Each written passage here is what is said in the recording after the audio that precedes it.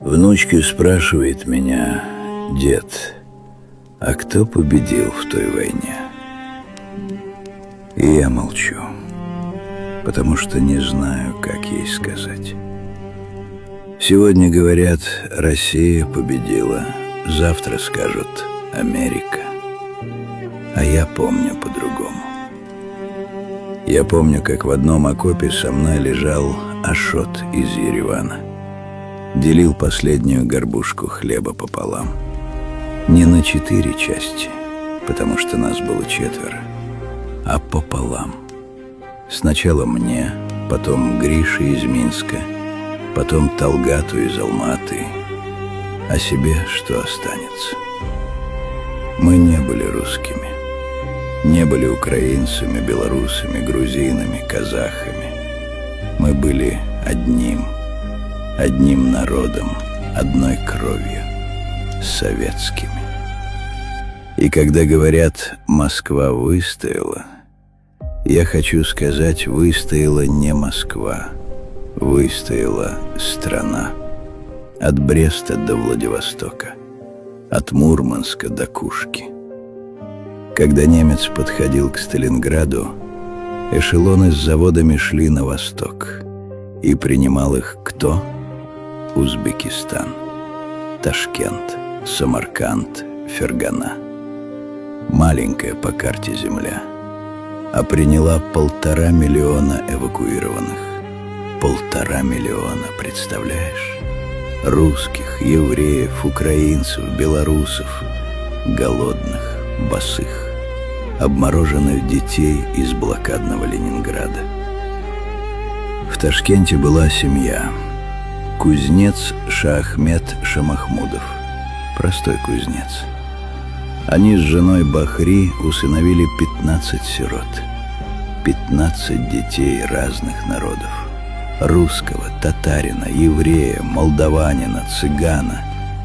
И поднял всех до единого. А сколько таких семей было по всему Узбекистану? Тысячи, десятки тысяч.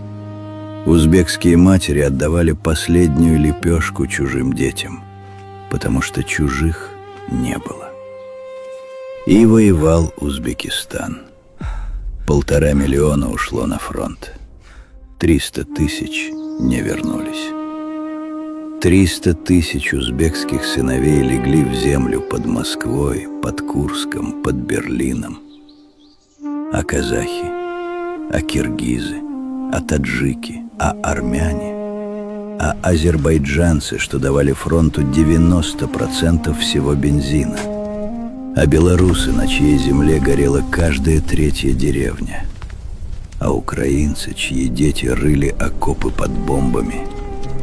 Каждый был героем. Не потому что хотел, а потому что иначе было нельзя. Мы выстояли не оружием, мы выстояли братством. Тем, что русский делил махорку с узбеком, что грузин выносил раненого белоруса на своих плечах, что казахская девочка-санитарка закрывала собой украинского лейтенанта. 27 миллионов. 27 миллионов наших с тобой. И не спрашивали тогда, какой ты нации. Спрашивали, наш или не наш. А все мы были наши. Внучка моя, если спросят тебя, кто победил, скажи им, победили мы. Все вместе. И русский дед, и узбекская бабушка, и армянский прадед, и белорусская прабабушка.